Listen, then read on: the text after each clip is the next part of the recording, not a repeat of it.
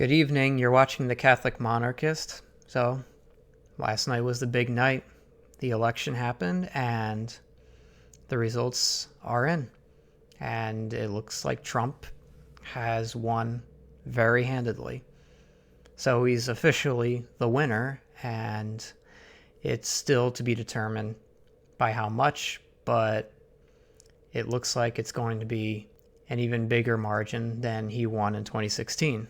So he's at 292 right now, and everything became official at around 12:30, 1 o'clock Central Time when they called Pennsylvania for him, which didn't technically put him at 270, but it was running under the assumption that he would win Alaska, and that would put him at 270, and they haven't called it for him yet, but it's going to happen.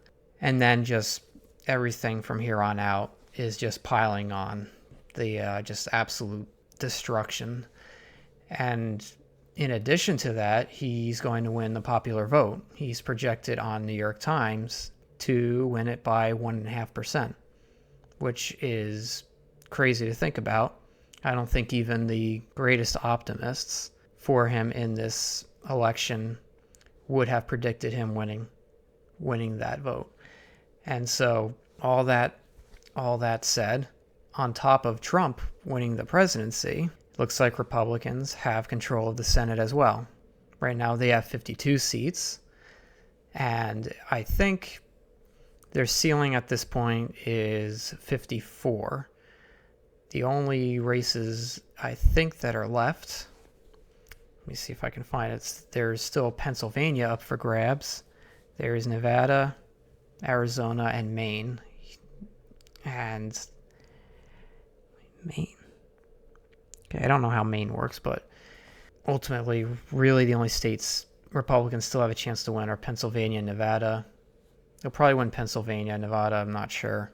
Arizona, it looks like they'll lose there, but let's just say they'll win 53 seats, for example, as sort of a safe bet. And then in the House, it actually looked like Democrats were possibly going to take that, but when I woke up in the morning, suddenly the decision desk changed their odds crazy, and now at this point of the day, I'm pretty sure Republicans are in the 90s% chance of winning the House. So everything's said and done. It looks like Republicans are going to sweep the trifecta, win the presidency, including the popular vote, the Senate, and the House. So they have full control there. We'll see what they have to do about that. And then for anything local, for myself, things looked pretty good. Got some good people in, good people that are being reelected. And then on the state level, where you look at the state Senate, state House, I think more people should look at those, pay attention to those races more. You never hear about those because they're just not as exciting and interesting, I guess. But they are important. They do affect us directly in a lot of ways, more so than these bigger elections like the U.S. House or the U.S. Senate. And speaking for myself in Kansas, because of this kind of red wave that happened in this election, we're going to gain some seats in the state House and the state Senate. Kansas Republicans already have supermajorities in both chambers. So this is just going to add on to it and just pad that lead and hopefully just make it even easier to gain a supermajority, because there's always going to be a few, losers who vote against the pack in an important issue especially. So that's good. So I just suggest checking your state out. And then last night I was hoping I could live stream, but it was between that and just having a quiet evening, watching everything happening with my wife, and I had two good choices to choose from, and I'm confident I picked the better one. No offense. And so So maybe next time I'll live stream. We'll see. And yeah, just the whole experience was really just fun. And that's how I explain it. I'm obviously, if you know me, I've been a huge critic of Trump. I am not a fan of a lot of his rhetoric, a lot of his policies, and the people that he's involved himself with. But I did decide I'm going to vote for him, even though I'm not going to love the idea, because, yeah, just because for all those reasons, his shift leftward and a lot of cultural issues. And yeah, despite all that, I did vote for him because I like the chances of God working through him more than I would him working through Kamala Harris. I think there's just almost no chance we can get anything right done with her. With Trump, still going to be very difficult to get very friendly, Christian-friendly governance within his administration. And but just got to pray and keep pushing that he's going to do at least some good things. And so last night, yeah, really fun. I'm glad he won for all those reasons. And it brought back some nostalgia from 2016 because there's a lot of parallels there. There's 2020, completely different experience, obviously. But back in 2016, I remember everyone was saying Hillary's going to win. That's it. I mean, there's no shot that she's going to lose. But I was a fan of Trump then, and I really thought he was the only Republican candidate as well who had a chance to beat her. He was just that guy that brought out this energy that no other Republican there had. And I think they were just in this complete stupor with a terrible performance from McCain in 2008, and then not much better from Romney in 2012. And both candidates were just horrible, and there just wasn't really anything exciting. And then Trump comes in and galvanizes the base. And so I think he has a great chance to win that election, despite all these predictions. And that night, I was renting a house with some friends, and they all went to bed even before things started, really. And it's like, all right, I guess I'm up alone, just going through all this myself.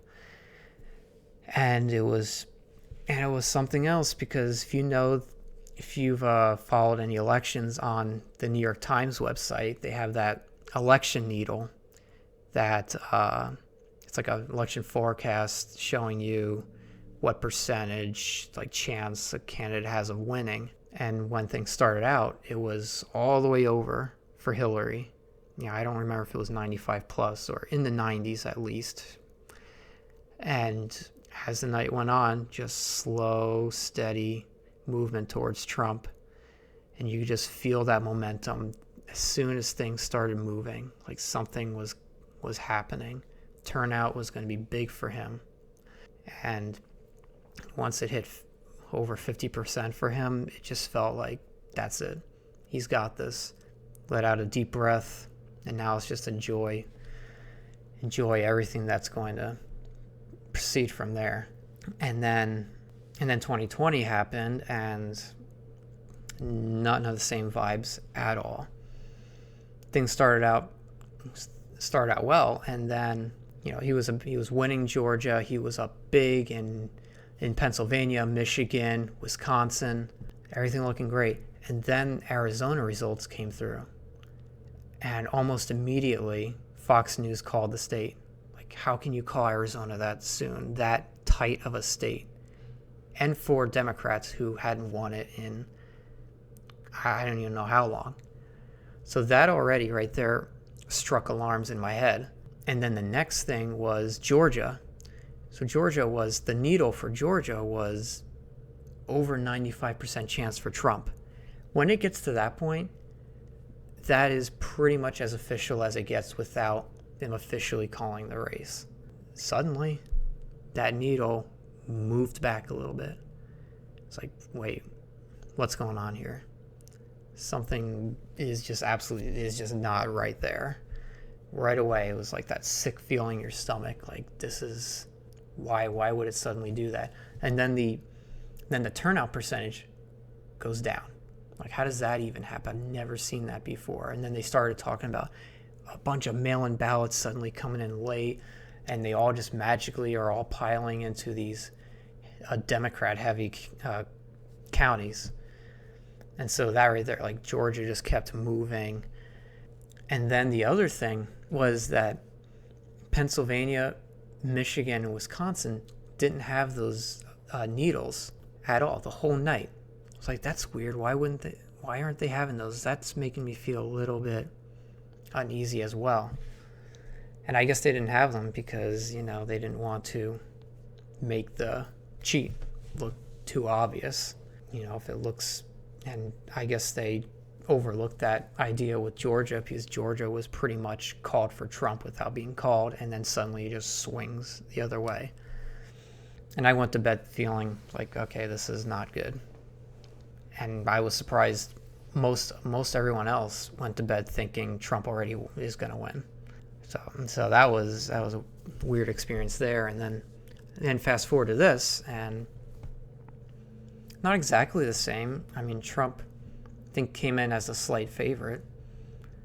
So it wasn't like completely down in the depths and then just rising up and defying the odds. But it was very similar to 2016, and I really thought that was a really good time. Brought back a lot of memories. They brought back my old friends, the forecast needles, and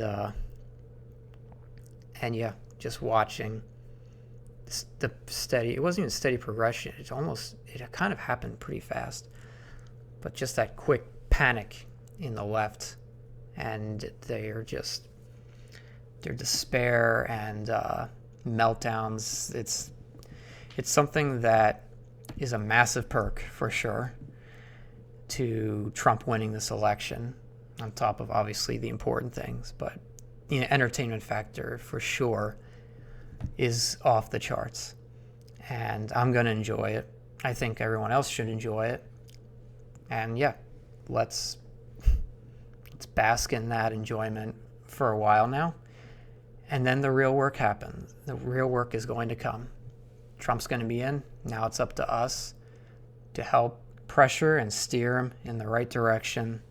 Let's try to get some good Christian policies coming out of his administration, and we really have to apply the pressure on him any way that we can. I mean, obviously there's not a ton we can do, but we could pray for him, and we can make a difference, starting with ourselves, starting with our families and friends and our communities, and just expand from there.